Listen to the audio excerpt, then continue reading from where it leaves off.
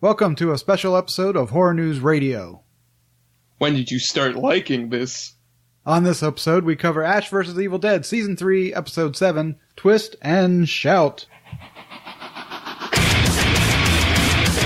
Civil defense officials in Cumberland have told newsmen that murder victims showed evidence of having been partially devoured by their murderers. The Survival Command Center at the Pentagon has disclosed that a ghoul can be killed by a shot in the head or a heavy blow to the skull.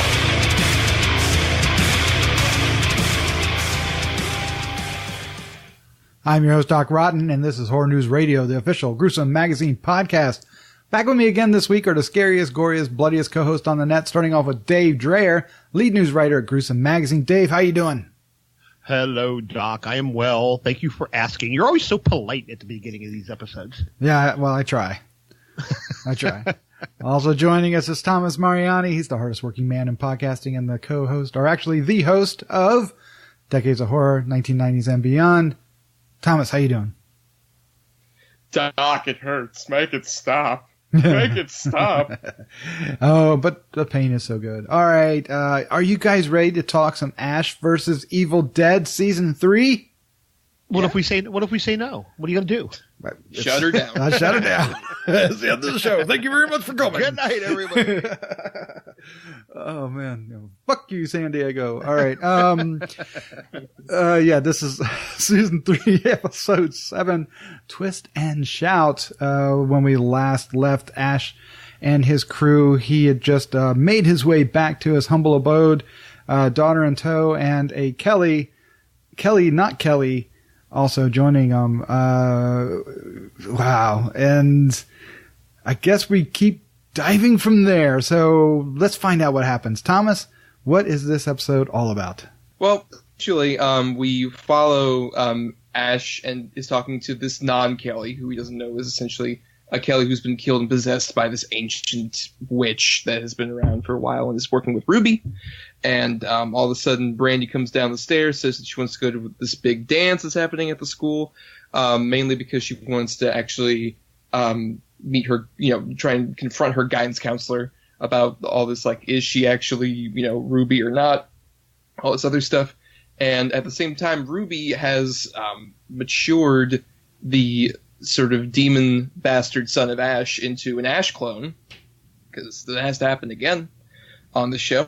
And from there, all these stories sort of converge at the dance, including Pablo, who realizes that Kelly's in some sort of alternate dimension, last thing in the wall over at the hardware store. And so, yeah, they all converge, and things end up pretty badly for both the Ash clone and Brandy herself. And Brandy herself, yes. Oh, no. Is it fair to say, Thomas, that the show is starting to kind of square off its multiple storylines, kind of merge into one, or converge, if you will? I'd say so, yeah. This episode definitely sort of we kind of talk about before we record, usually, like, what are the different, like, plot lines that run through the episode. Really, it's all just everyone's going to the school trying to, help out Brandy or Ash in some capacity, and it's just an issue of some person has a key bit of information, others don't. It's sort of the where these things kind of are divergent from each other. Yeah. So, what was your first impression of Twist and Shout? It's weird. It does some things that I think the season has been guilty of in terms of kind of either stalling or repeating certain things from earlier seasons. Yet at the same time, it's not an unfun episode. I enjoyed it. I think that especially there's some great sort of mini bits and sequences for sort of Bruce Campbell to play off different sides of Ash's character with the two alternate versions. Because we've said this before that, like, it's happened, like, even in the original series, Ash kind of faced off against a version of himself many times. And I thought this is probably the better example of it on the TV show, in terms of I actually felt like both Ashes were real characters that, even if one's like an alternate sort of, evil version of the other.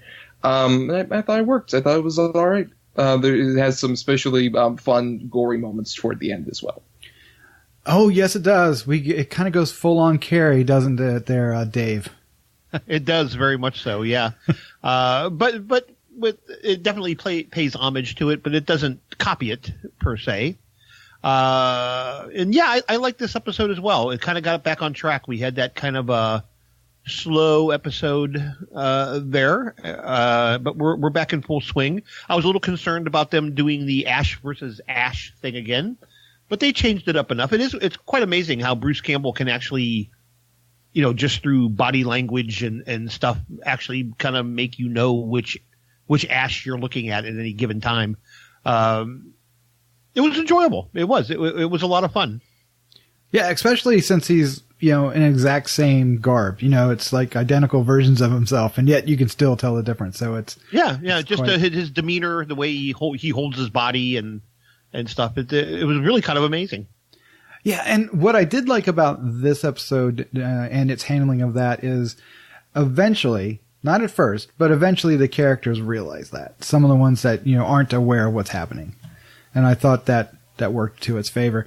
For me, this episode kind of felt like, a part of a second act that starts to kind of plane out. It doesn't quite reach the highs that maybe we have been reaching earlier.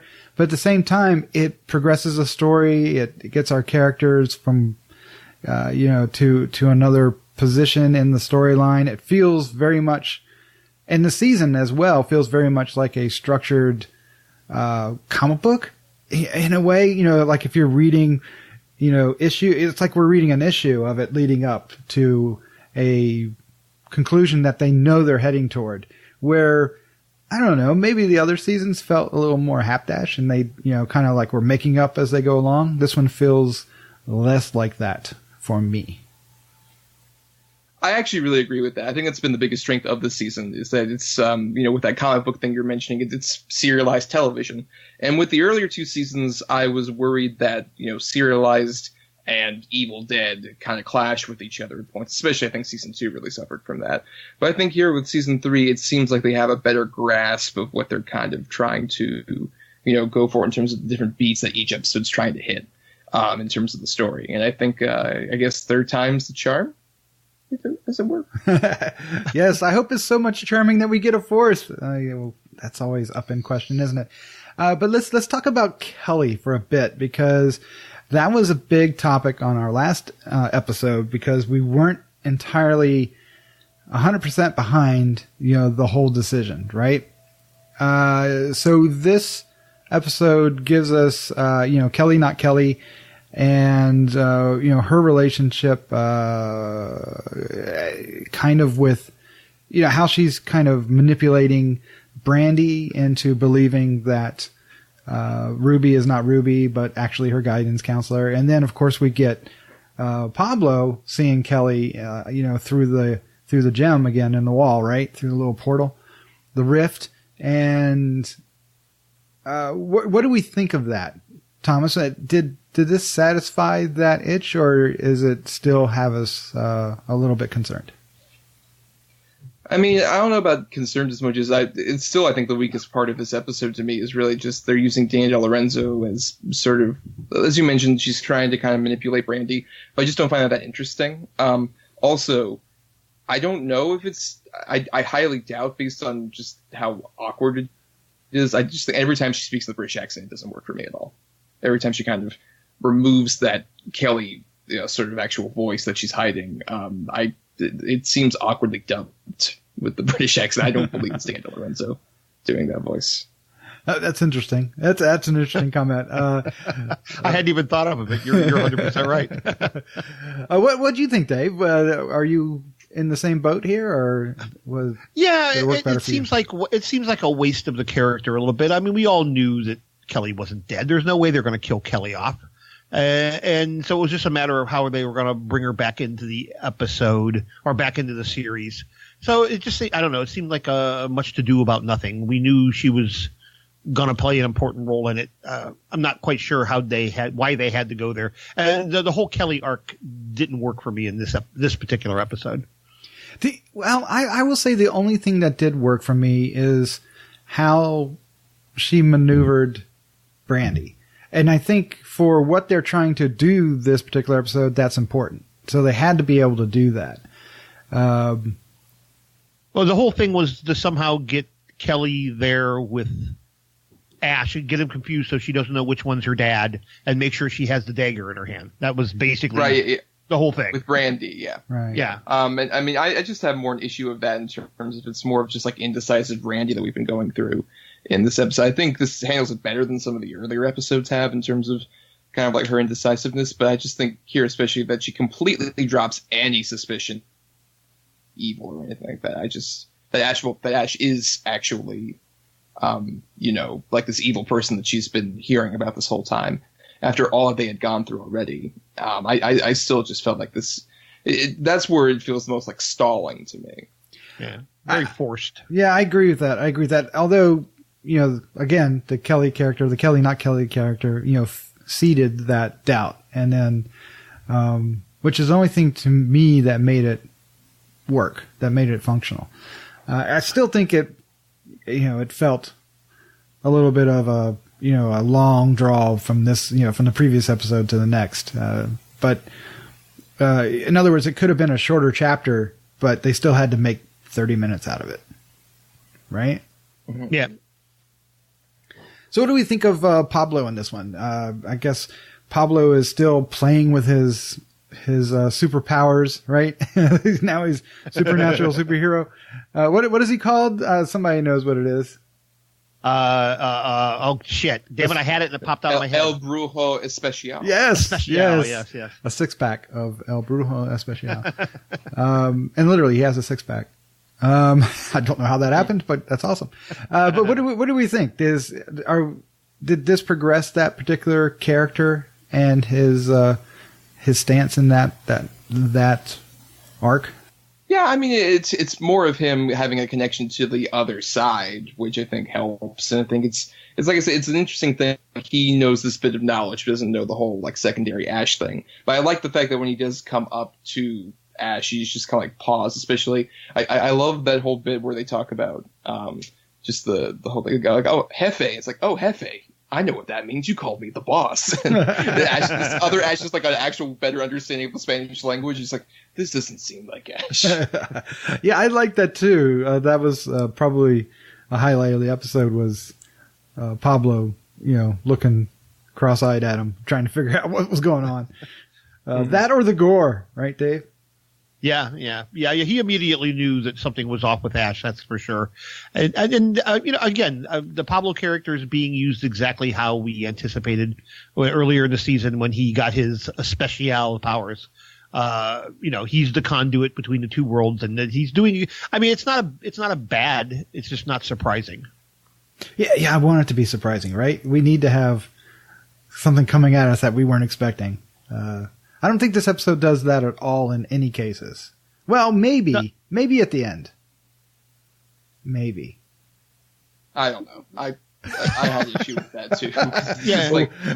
She literally, not only does she get killed off, but she gets killed off like literally in near exact shot for shot recreation of the way that Annie dies in Evil Dead 2. Like dagger in back and everything. I don't know. It's at least like it obviously connects into like she goes to the other spirit realm and listens to Don't Fear the Reaper. Evidently, she needs more cowbell. Cowbell. All right, yeah, we are talking about Brandy. She dies at the end of the episode, victim of. Or does she? Yes. Well, that's to be continued, right? Same bat channel, same bat time.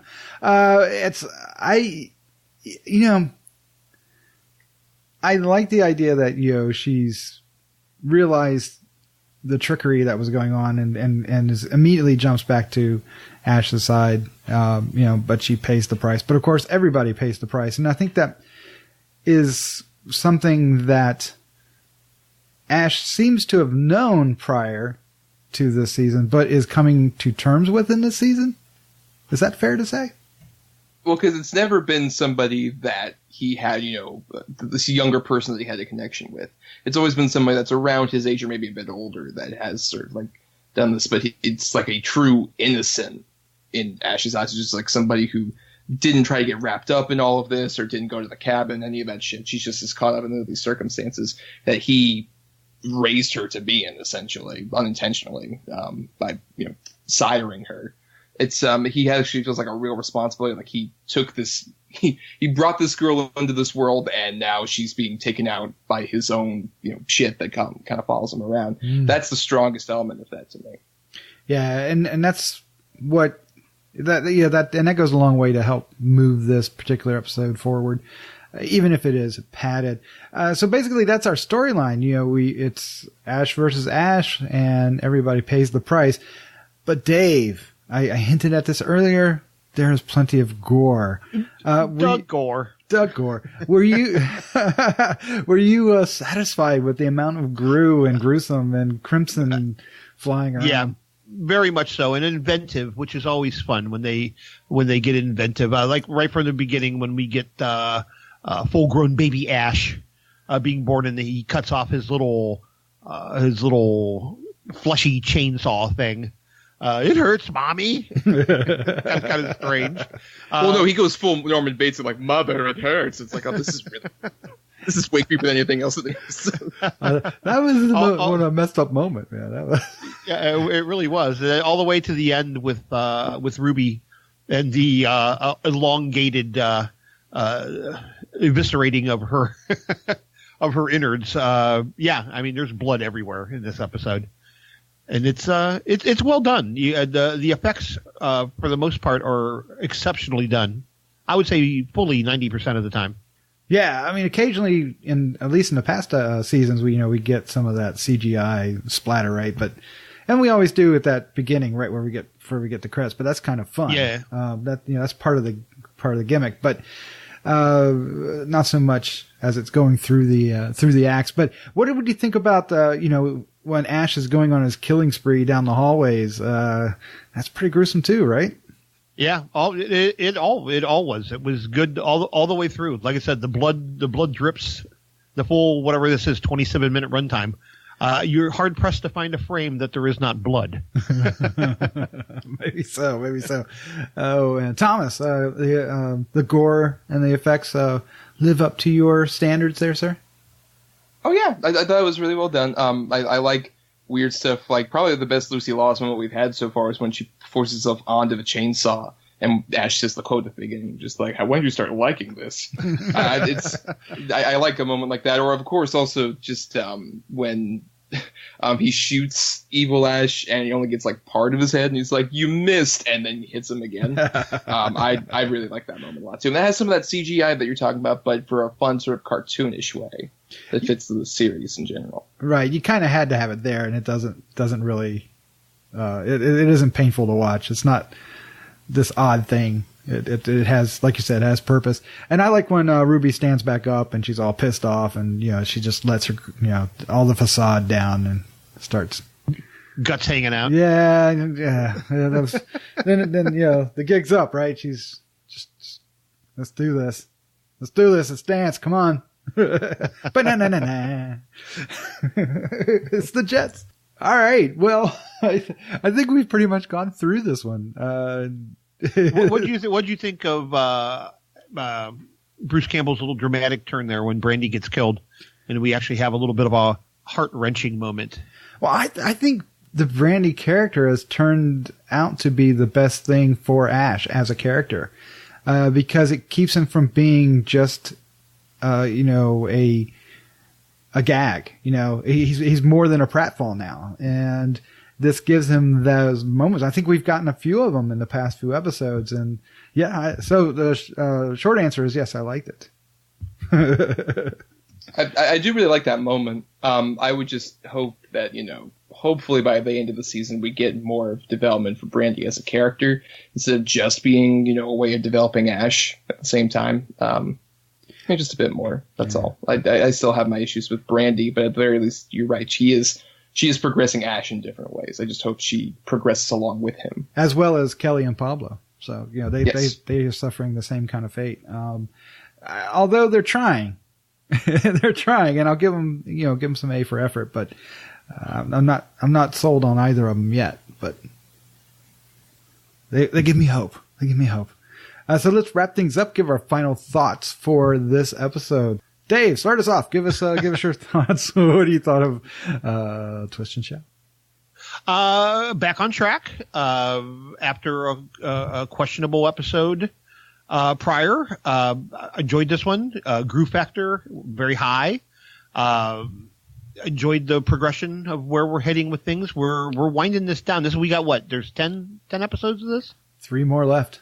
3 more left. So yeah, we're heading towards the finish line, and I'm liking what the finish line might hold. So excited for what the future holds. I like that. Thomas, sir, what about you? Yeah, I think this is, a better example of some of the stuff that was happening last episode in terms of progressing the story along. Whereas that was like introducing things that were clunky. This one's kind of taking stuff that was initially clunky and making it just a bit better from earlier in the season. I thought I did a pretty good job of that. And there's, like I said, some fun gore moments. It's a solid episode of the show so far. Yeah. Yeah, and I kind of agree with the both of you there. It's as I was suggesting. It's the next issue of Ash versus Evil Dead, and you get progression, you get the next storyline, you get the cliffhanger. It all pays off, and there's plenty of gore. I still think it's suffering a little bit from second act itis that some stories suffer from, although not so much so that it makes the show suffer for it. It just I think you just feel that drag. It feels like the show is stuffed. Like it's a necessary step, but the step isn't 27 minutes long. It's the only thing I see. But at the same time, lots of fun stuff, lots of good stuff, and yes, I'm looking forward to the next episode. I got to figure out what's going on now. Something really strange is happening with both Kelly and Brandy, and I guess that's where we're going to go. There somewhere, and other thing, who knows what else we're in store for. And of course, we got Kelly, not Kelly out there, and Pablo, and that's got to resolve. So who knows what's going to happen. All right. We'll look forward to talking about Rifting Apart, which is episode 8 next week. We want to take time to thank Tear Out the Heart and Victor Records for use of their killer song, Ode and Anthem, which we use in the intro and outro of this podcast. Guys, let's say goodnight. Good night. Good night.